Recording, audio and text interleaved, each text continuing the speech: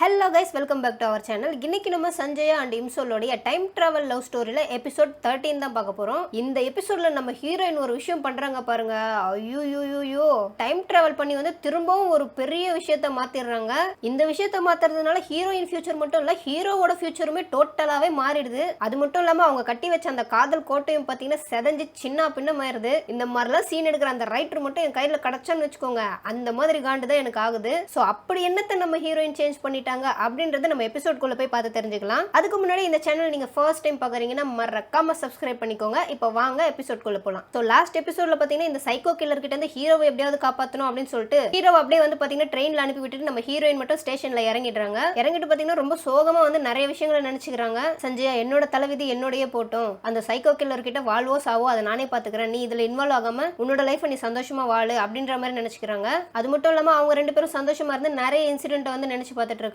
அப்படியே இந்த பக்கம் பாத்தீங்கன்னா நம்ம ஹீரோ ட்ரெயின்ல போயிட்டு இருக்காரு இல்லையா, அவர் இதுக்கு மேல வந்து பயங்கரமா ஃபீல் பண்ணிட்டு இருக்காரு. சோ நேத்து நைட்டு தான் வந்து நம்ம ஹீரோயின் வந்து ஒரு சில விஷயங்கள்லாம் ஹீரோ கிட்ட சொல்லியிருப்பாங்க. என்னோட 2 months டைம் முடிய போகுது, ஸோ நான் எப்போ வேணா ஃபியூச்சருக்கு போகலாம், நான் இங்க இருந்து ஃபியூச்சருக்கு போயிட்டேன்னா நீ என்ன நினைச்சு ரொம்ப ஃபீல் பண்ணாத, என்ன நினைச்சுலாம் அழுவாத, நம்ம ஃபியூச்சர்ல கண்டிப்பா மீட் பண்ணலாம், அதனால நீ என்ன நடந்தாலும் எதை நடந்தாலும் ஃபேஸ் பண்றதுக்கு ரெடியாரு அப்படின்ற மாதிரி ஒரு ஹிண்ட் அப்படியே கொடுத்துருக்காங்க நேத்து நைட்டு. நம்ம ஹீரோ இதை நினைச்சு சாரியா கண்ணீர் விட்டுக்கிட்டே போறாரு வீட்டுக்கு. ஸோ இப்போ ஹீரோ நினைச்சிட்டு இருக்காரு நம்ம ஹீரோயின் வந்து ஃபியூச்சருக்கு திரும்பி போயிட்டாங்க போல, அவங்களோட டைம் இங்க முடிஞ்சிருச்சு அப்படின்ற மாதிரி தான் நினைச்சிட்டு இருக்காரு. இருந்தாலும் வீட்டுக்கு போனதும் பாத்தீங்கன்னா ஹீரோயினோட வீட்டுக்குள்ள போய் அவங்க இருக்காங்களா இல்ல நிஜமாவே ஃபியூச்சருக்கு போயிட்டாங்களான்னு செக் பண்றதுக்காக அவங்க வீட்டுல போய் அவங்க அம்மா கிட்ட கேக்குறாரு, இம்சோல் வந்தாளா அப்படின்னு சொல்லிட்டு. அதுக்கு அவங்க அம்மா வந்து, டே உன் கூட தானடா எங்கேயோ போறேன்னு சொன்ன அவ ட்ரிப்பு, இப்ப நீ வந்து அவ வந்திருக்காளான்னு கேக்குறியே அப்படின்ற மாதிரி சொல்லிடுறாங்க. சோ இப்பதான் ஹீரோக்கு ஒரு விஷயம் புரியுது, நம்ம ஹீரோயின் வந்து ஃபியூச்சருக்கு எல்லாம் போகல, இன்னும் அவங்க இந்த பாஸ்ட்லயே தான் இருக்காங்க. உடனே பாத்தீங்கன்னா திரும்பவும் அவர் வந்து பஸ் பிடிச்சி ஹீரோயினை எந்த ஸ்டேஷன்ல இறங்குனாங்களோ அதே ஸ்டேஷனுக்கு ஓடிக்கிட்டு இருக்காரு. சோ இந்த ஸ்டேஷன்ல பாத்தீங்கன்னா சொல்லி வச்ச மாதிரி அந்த கில்லர் படுவாவே வந்து பாத்தீங்கன்னா இங்கதான் சுத்திக்கிட்டு இருக்கான். அப்படியே நம்ம ஹீரோயினை வந்து பாத்தீங்கன்னா பின்னாடி இருந்து ஃபாலோ பண்ணிட்டே இருக்கான், அவங்க எங்க போறாங்க எங்க நிக்கிறாங்கன்னு சொல்லிட்டு. நம்ம ஹீரோயினும் அதே பிளேஸ்லயே வந்து பாத்தீங்கன்னா அப்படியே சந்து பந்தெல்லாம் சுத்திக்கிட்டே இருக்காங்க. எப்படி நைட் வந்து பாத்தீங்கன்னா ஆள் நடமாட்டம் இல்லாத அப்பதான் வந்து அந்த சைக்கோ கில்லர் நம்மளை தேடி வருவான், அது வரைக்கும் எப்படியாவது நம்ம இங்கேயே சுத்திட்டு இருக்கலாம் அப்படின்னு சொல்லிட்டு ஏதோ ஒரு கடைக்கு போறாங்க, சும்மா உட்காடுறாங்க, ஏதோ ஆர்டர் பண்றாங்க, சாப்பிடுறாங்க. இப்படியே வந்து பாத்தீங்கன்னா டைம் போய்கிட்டே இருக்கு. அப்ப நம்ம ஹீரோயின் பாத்தீங்கன்னா இந்த இன்ஸ்பெக்டர் இருக்காரு இல்லையா, அவருக்கு வந்து கால் பண்றாங்க. இன்ஸ்பெக்டர், நான் சொன்ன மாதிரி இப்ப நான் ஒரு இடத்துல தனியா இருக்கேன், கண்டிப்பா அந்த சைக்கோ கில்லர் வந்து என்ன தேடி இங்க வருவான், நீங்க இங்க வந்தீங்கன்னா அவனை கண்டிப்பா பிடிச்சிடலாம் அப்படின்னு சொல்லிட்டு அவங்க எங்க இருக்காங்க அப்படின்ற டீட்டெயிலாம் வந்து இன்ஸ்பெக்டர் கிட்ட சொல்றாங்க. சோ இன்ஸ்பெக்டரும் கான்ஸ்டபிள் பாத்தீங்கன்னா நம்ம ஹீரோயின் இருக்க இடத்துக்கும் போயிட்டாங்க. இப்போ நம்ம ஹீரோயின் பாத்தீங்கன்னா அந்த கடையில அப்படியே கொஞ்ச நேரம் டைம் ஸ்பெண்ட் பண்றாங்க. டைம் வந்து பாத்தீங்கன்னா அப்படியே 12 கிராஸ் ஆயிருது. அந்த கடைக்காரர் வந்து, என்னமா உனக்கு வேற ஏதாவது வேணுமா, கடையை சாத்த போறமா, டைம் ஆயிருச்சு அப்படின்னு சொல்றாரு. அதுக்கு நம்ம ஹீரோயின் இல்ல எதுவும் வேணாம் அப்படின்னு சொல்லிடுறாங்க. அந்த கடைக்காரனும் பாத்தீங்கன்னா ஷட்டர் போட்டு கிளம்பிடுறாரு. சோ இப்போ ஆல்மோஸ்ட் பாத்தீங்கன்னா இந்த ஏரியால இருக்க எல்லா கடையும் க்ளோஸ் பண்ணிட்டாங்க. ஒரு ஈ காக்கா கூட இல்ல, நம்ம ஹீரோயின் மட்டும் தான் நடு ரோட்ல இருக்காங்க. அப்படியே அவங்க பாத்தீங்கன்னா சந்து பந்தா அப்படியே மெல்ல மெல்ல நடந்து போய்கிட்டே இருக்காங்க அந்த இருட்டுல. அப்ப யாரோ அவங்கள ஃபாலோ பண்ற மாதிரியே அவங்களுக்கு தோணுது. திரும்பி பார்த்தா அந்த சைக்கோ கில்லர் வந்து நிக்கிறான். நம்ம ஹீரோயினும் பதறி அடிச்சுட்டு அப்படியே ஓடுறாங்க. அந்த சைக்கோ கில்லரும் அப்படியே ஹீரோயினை துரத்திக்கிட்டே வரான். ஒரு கடத்துல நம்ம ஹீரோயின் இன்ஸ்பெக்டர் இன்ஸ்பெக்டர்னு கத்துறாங்க. சோ உடனே இன்ஸ்பெக்டர் அவர் கூட அந்த கான்ஸ்டபிளும் பாத்தீங்கன்னா ஹீரோயினை நோக்கி ஓடி வராங்க. இது இந்த பக்கம் நடந்துட்டு இருக்கும்போது இன்னொரு பக்கம் பாத்தீங்கன்னா நம்ம ஹீரோ வேற இதே இடத்துக்கு ஹீரோயினை தேடி வேற வந்துட்டாரு. அவர் ஒரு பக்கம் இம்சோல் நீ எங்க இருக்குன்ட்டு அவர் சுத்திக்கிட்டு இருக்காரு. சோ இங்க இன்ஸ்பெக்டரும் கான்ஸ்டபிளையும் பார்த்துட்டு அந்த சைக்கோ கில்லர் அப்படியே அங்க இருந்து தப்பிச்சிடுறான். சோ இன்ஸ்பெக்டரும் கான்ஸ்டபிள் பாத்தீங்கன்னா நம்ம ஹீரோயின் வந்து காப்பாத்தி ஒரு இடத்துல வந்து உட்கார வச்சிருக்காங்க. சோ இந்த பக்கம் வந்து ஹீரோ வந்து ஹீரோயினை தேடிட்டு வராரு இல்லையா, அவர் ஒரு கட்டத்துல அப்படியே ஓடி வரும்போது பாத்தீங்கன்னா எதிர்த்தாப்புல இந்த சைக்கோ கில்லர் வரான். ரெண்டு பேரும் அப்படியே பாத்தீங்கன்னா ஒருத்தர் இடிச்சுக்கிறாங்க. அப்ப நம்ம ஹீரோ வந்து ஓ சாரிங்க அப்படின்னு சொல்லிட்டு அப்புறமா தான் அந்த சைக்கோ கில்லரோட ஃபேஸ பாக்குறாரு. இந்த ஃபேஸ தானே டிவி நியூஸ் பேப்பர்னு போட்டு கிளின்னு கிழிச்சிருப்பாங்க. சோ இந்த ஃபேஸ பார்த்தோம்னா நம்ம ஹீரோ வந்து அடையாளம் கண்டுபிடிச்சிடுறாரு, இவன் தான் அந்த சைக்கோ கில்லர்னு. உடனே அவனை பார்த்து, ஏய் நீ தான் அந்த சைக்கோ கில்லர் அப்படின்னு கேக்குறாரு. உடனே அந்த சைக்கோ கில்லர் ஹீரோ அப்படி சொன்னதுமே அங்க இருந்து தெரிச்சு ஓடுறான். நம்ம ஹீரோ விடாம அப்படியே துரத்திட்டே ஓடுறான். சொல்லுடா இம்சோல் என்னடா பண்ண அப்படின்னு சொல்லிட்டு துரத்திட்டே ஓடுறாரு. சோ இப்போ இந்த பக்கம் பாத்தீங்கன்னா நம்ம ஹீரோயின் உட்காந்துட்டு இருக்காங்க இல்லையா, இங்க ஒரு கான்ஸ்டபிள் வேகமா ஓடி வராரு. சார் அவனை பிடிக்கலன்னு ட்ரை பண்ணோம் சார், அவன் இந்த பக்கமா எங்கேயோ மலையை நோக்கி ஓடிட்டான், ஆனா வந்து அவனை துரத்திட்டு ஏதோ ஒரு பையன் ஓடுறான் சார், பார்க்க ஹைட்டா இருக்கான், அந்த பையன் யாருன்னே தெரியல சார் அப்படின்ற மாதிரி சொல்றாரு. சோ இதை கேட்டோன்னு நம்ம ஹீரோயினுக்கு பயங்கரமா ஷாக் ஆயிருது. ஹைட்டான பையனோ, ஐயோ ஒருவேளை சஞ்சயவா இருப்பானோ, அவன் எதுக்காக திரும்பி வந்தான்னு தெரியல அப்படின்னு சொல்லிட்டு திரும்ப ஐயோ சஞ்சயா அப்படின்னு சொல்லிட்டு அவங்களும் அந்த மலையை நோக்கி ஓடுறாங்க. போலீஸும் பாத்தீங்கன்னா பின்னாடியே ஓடி வராங்க. ஹீரோயின் அப்படியே கஷ்டப்பட்டு அந்த மலையை நோக்கி ஏறி மலை உச்சிக்கு போறாங்க. அங்க பார்த்தா அந்த சைக்கோ கில்லர் நம்ம ஹீரோவை கத்தியால சத்தக்குன்னு குத்திடுறான். அதை பார்த்த உடனே நம்ம ஹீரோயினுக்கு பயங்கரமான ஒரு ஷாக்கு. ஐயோ எது நடக்க கூடாதுன்னு நினைச்சனோ அது நடந்துருச்சு அப்படின்ற மாதிரி அவங்க யோசிச்சுட்டு இருக்காங்க. இந்த போலீஸும் வந்து பாத்தீங்கன்னா வேகமா அப்படியே அந்த சைக்கோ கில்லரை புடிச்சிட்டு போயிடுறாங்க. இதுக்கப்புறம் அவனை பிடிச்சா என்ன பிடிக்க கட்டி என்ன, அதான் குத்திட்டானே ஹீரோவை. நம்ம ஹீரோ பாத்தீங்கன்னா அப்படியே கண்ணுல தண்ணியோடு நம்ம ஹீரோயினை பாக்குறாரு. இம்சோல் நீ இங்க இருந்து போயிடுன்றாரு. மனுஷன் சாகும்போது கூட ஹீரோயினை காப்பாத்தணும்னு நினைக்கிறான். சோ அந்த மலை உச்சில இருந்து பாத்தீங்கன்னா அப்படியே கத்தி குத்தோடய நம்ம ஹீரோ வந்து வந்து கீழே இருக்க தண்ணியில அப்படியே விழுந்துடுறாரு. தண்ணியில விழுந்த ஹீரோ பாத்தீங்கன்னா ஸ்ட்ரெச்சர்ல அப்படியே ஆம்புலன்ஸ்ல கூட்டு போறாங்க. அங்க ஒரு டாக்டர் அப்படியே செக் பண்றாரு. இல்ல சார் செத்துட்டாரு அப்படின்னு சொல்லிடுறாரு. உடனே நம்ம ஹீரோயின் அப்படியே கதறி கதறி அழுறாங்க. இதுக்கு தானே நான் சொன்னேன் என் பின்னாடி வராத, என்ன லவ் பண்ணாதன்னு சொல்லிட்டு. பாத்தியா என்னால இப்படி நீ செத்துட்ட, இதெல்லாம் நடக்கூடாதுன்னு நான் உனக்கு தெரியாம இந்த சைக்கோ கில்லரை பார்க்க வந்தேன் அப்படி இப்படின்னு பயங்கரமா புலம்புறாங்க. இப்போ ஹீரோயினுக்கு பாத்தீங்கன்னா ஒரு விஷயம் ஞாபகம் வருது. அவங்களோட டைம் டிராவல்ல இன்னும் ஒரே ஒரு லாஸ்ட் சான்ஸ் மட்டும் பாக்கி இருக்கு. சோ இப்போ அந்த லாஸ்ட் சான்ஸ் வச்சு என்ன பண்ணலாம் அப்படின்ட்டு டக்கு டக்குன்னு யோசிக்கிறாங்க அவங்க.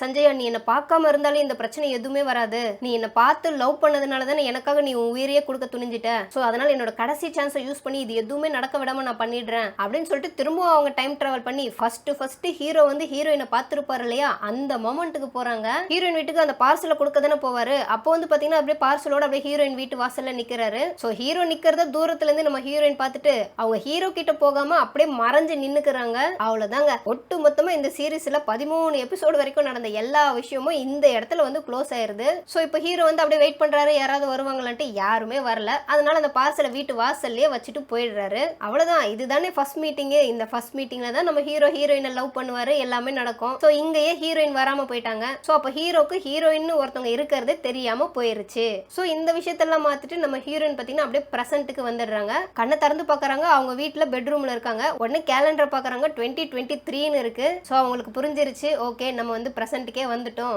அவங்க ஃபேமிலியில பாத்தீங்கன்னா அம்மா, பாட்டி, அவங்க ஃப்ரெண்டு, அவங்க தம்பியோட குழந்தைங்கன்னு சொல்லிட்டு எல்லாருமே ரொம்ப சந்தோஷமா இருக்காங்க. கார் எடுத்துட்டு ஆபீஸ்க்கு கிளம்புறாங்க. அப்ப பாத்தீங்கன்னா இந்த எக்லிப்ஸ், அதாவது கேபாப் பேண்ட் இருக்கும் இல்லையா, அந்த பேண்டோட போஸ்டர் வருது. ஆனா அந்த பேண்ட்ல பாத்தீங்கன்னா 3 பேர் மட்டும் தான் இருக்காங்க. நம்ம ஹீரோ இல்ல. அதாவது ஹீரோட ஃப்ரெண்ட்ஸ் 3 பேர் மட்டும் தான் இருக்காங்க. அதாவது இப்போ என்ன நடந்திருக்குன்னா, நம்ம ஹீரோ வந்து கேபாப் மாடலா ஆகல. சோ அவர் என்னவா இருக்காரு, அவர் எங்க இருக்காரு அப்படின்ற டீடைல் இப்போதைக்கு நம்ம கிட்ட எதுவுமே சொல்லாம இருக்காங்க. சோ அந்த போஸ்டர் பார்த்துட்டு நம்ம ஹீரோயின் பாத்தீங்கன்னா ரொம்பவே ஃபீல் பண்றாங்க. ஏன்னா எப்பவுமே அந்த கேபாப் போஸ்டர் நம்ம ஹீரோ தான் முத ஆளா நிப்பாரு. இப்போ அங்க ஹீரோ இல்ல, ஹீரோட ஃப்ரெண்டு தான் இருக்காரு. சோ இப்போ நம்ம ஹீரோயின் பாத்தீங்கன்னா அதே மூவி ப்ரொடக்ஷன் கம்பெனில தான் வந்து வேலை செஞ்சுட்டு இருக்காங்க. அதே கம்பெனில இருந்து நம்ம ஹீரோயினோட ஃப்ரெண்டும் ஒர்க் பண்றாங்க. சோ அப்ப அங்க ஒர்க் பண்றவங்க எல்லாம் பாத்தீங்கன்னா அப்படியே பேசிட்டு இருக்காங்க. ஏய் நம்ம எம்டி வந்து ஒரு ஸ்கிரிப்ட் ரெடி பண்ண சொன்னாங்கல்ல, நீ அந்த ஸ்கிரிப்ட ரெடி பண்ணிட்டியா அப்படின்னு கேக்குறாங்க. அதுக்கு நம்ம ஹீரோயின் வந்து ஸ்கிரிப்ட் எல்லாம் ரெடியா இருக்கு, கேஸ்டிங் மட்டும் நம்ம ஃபைனல் பண்ணிட்டோம்னு வச்சுக்கேன், ஷூட் எடுத்துட்டு நம்ம மூவியே எடுத்துடலாம் அப்படின்ற மாதிரி சொல்றாங்க. ஆக்சுவலா அவங்க எழுதிருக்காங்க ஒரு ஸ்கிரிப்ட். அது என்ன ஸ்கிரிப்ட்னு பாத்தீங்கன்னா நம்ம ஹீரோயினோட லைஃப் தான் அப்படியே ஸ்கிரிப்டா எழுதிருக்காங்க. சோ அந்த ஸ்கிரிப்டையும் எடுத்துக்கிட்டு அவங்க எம்டியை போய் பாக்குறாங்க. அதுக்கு நம்ம எம்டி வந்து ஓகே இதுக்கு ஒரு ஹீரோ செட் ஆவார்னு நினைக்கிறேன், நீ என்ன பண்ற, இன்னைக்கு போயிட்டு அந்த ஹீரோ பாக்குற, பார்த்துட்டு இந்த ஸ்டோரியை சொல்லி அவர் எப்படியாவது ஓகே பண்ணி அவரோட கால் ஷீட்டை வாங்கிட்டு வர அப்படின்னு சொல்றாங்க. நம்ம ஹீரோயினும் பாத்தீங்கன்னா அந்த ஒரு ஹீரோவை தேடி போறாங்க. அவர் ஏதோ ஒரு ஷூட்டிங் ஸ்பாட்ல இருக்காரு. பயங்கரமான ஆட்டிடியூடான ஹீரோ போல, ஓவரா சீனை போடுறாரு. அந்த கதையை படிச்சுட்டு இதெல்லாம் ஒரு கதையா, இந்த மாதிரி ஒரு குப்பை ஸ்கிரிப்ட் எல்லாம் தூக்கிட்டு என்கிட்ட வந்துட்டியே அப்படி இப்படின்னு பயங்கரமா ஹீரோயின் இன்சல்ட் பண்ணிடுறாரு. அதனால ஹீரோயினுக்கு செம்ம கடுப்பா இருந்து அந்த ஹீரோ போட்டு நல்லா மொத்துன்னு மொத்திடுறாங்க. சோ அந்த ஹீரோ கடுப்பாயிட்டு போலீஸ்ல வந்து கம்ப்ளைண்ட் கொடுத்துறான். நம்ம ஹீரோயினும் போலீஸ் ஸ்டேஷன்ல போய் உட்காந்துட்டு இருக்காங்க. அங்க பாத்தீங்கன்னா இப்போ இன்ஸ்பெக்டரா இருக்கிறது யாருன்னா நம்ம தேசாங் பையன். அதாவது அவங்க அப்பா தானே இன்ஸ்பெக்டரா இருந்திருப்பாரு. சோ இப்போ ஃபியூச்சர்ல பாத்தீங்கன்னா அவங்க அப்பாவோட போஸ்ட் இவனுக்கு வந்திருக்கு போல. அவங்க அப்பா ரிட்டையர் ஆயிட்டு இருக்காரு. சோ தேசாங் பையன் தான் இப்போ இன்ஸ்பெக்டரா இருக்கான். நம்ம ஹீரோயின் பாத்தீங்கன்னா ஐயோ அவன் என்ன பண்ணான்னு தெரியுமா, அவன் ஓவர் நக்கலா பேசினான், ஆட்டிடியூடா பேசினான், அதனால தான் நான் அப்படி பண்ணேன். உடனே ஹீரோயினுக்கு வந்து பாத்தீங்கன்னா எம்டி வந்து கால் பண்றாங்க. ஏமா உங்ககிட்ட நான் என்ன சொன்னேன், அவங்ககிட்ட நல்லபடியா பேச கால் ஷீட் வாங்கிட்டு சொன்னா நீ அவனையே அடிச்சுட்டு வரியா, மரியாதையே வந்து ஒரு மன்னிப்பு லெட்டர் எழுதிட்டு வந்துரு, இல்லன்னா அவன் கம்பெனி மேல ஆக்ஷன் எடுப்பேன்னு சொல்லிட்டான் அப்படின்னு சொல்லிடுறாங்க. நம்ம ஹீரோயினும் வேற வழி இல்லாம சரி போய் தொலைடா அப்படின்னு சொல்லிட்டு ஒரு அப்பாலஜி லெட்டரை எழுதி கொடுத்துட்டு வராங்க. சோ இப்போ அடுத்த சீன்ல பாத்தீங்கன்னா இந்த தேசாங் பையனும் ஹீரோயினும் பாத்தீங்கன்னா ஒரு ரெஸ்டாரண்ட்ல உட்காந்து சாப்பிட்டுட்டு இருக்காங்க. அப்ப அப்படியே பேசிட்டே இருக்கும்போது ரெண்டு பேரும் பாத்தீங்கன்னா சரக்கு அடிக்கிறாங்க. நம்ம ஹீரோயின் கொஞ்சம் வந்து பாத்தீங்கன்னா ஓவரா அடிச்சிடுறாங்க. ஓவரா அடிச்சதுல ஃபுல்லா மட்டையாயிடுறாங்க. அதனால இந்த தேசாங் பையன் பாத்தீங்கன்னா நம்ம ஹீரோயின் அப்படியே தோல்ல தூக்கிட்டு வீட்டுக்கு போயிட்டு இருக்கான். அப்போ ஹீரோயின் போதில பாத்தீங்கன்னா நம்ம ஹீரோவை நினைச்சுக்கிறாங்க. உடனே பயங்கரமா அழுகுறாங்க. நான் அவனை எவ்வளவு லவ் பண்ணேன்னு தெரியுமா, ஆனா என் லவ்வையே நான் வந்து குழி தோண்டி புதைச்சிட்டேன்.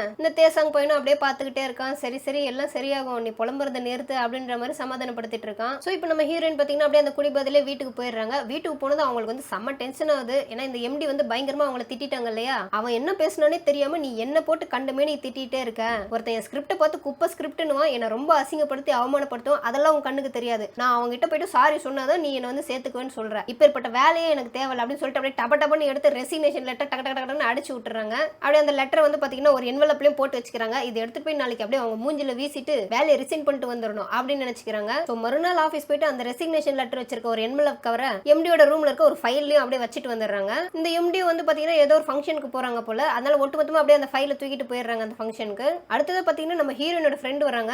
பரவாயில்லடி இப்பெல்லாம் நம்ம எம்டி கொஞ்சம் நிறைய மாறிட்டாங்க, நிறைய சேஞ்சஸ் தெரியுது அவங்க கிட்ட அப்படின்னு சொல்றாங்க. அதுக்கு நம்ம ஹீரோ வந்து என்ன சேஞ்சஸ் அப்படின்னு கேக்குறாங்க. சோ இப்பதான் நீ வரதுக்கு முன்னாடி பேசிட்டு இருந்தாங்க, என்னதான் இருந்தாலும் அந்த ஹீரோ மேலதான் தப்பு, அவன் ரொம்ப ஆட்டிடியூடா பேசிட்டான் நம்ம இன்சோல் கிட்ட, இன்சோல் மேல மேல எந்த தப்பும் இல்லதான். ஆனா என்ன பண்றது, நம்ம ஃபார்முலா வந்து ஒரு அப்பாலஜி லெட்டர் கொடுக்கணும், அதனாலதான் நான் அவளை கொடுக்க சொன்னேன். அவளோட ஸ்கிரிப்டை வச்சு நான் வேற ஒரு ஹீரோ வச்சு படம் பண்ணலான் இருக்கேன் அப்படின்ற மாதிரி சொன்னாங்க.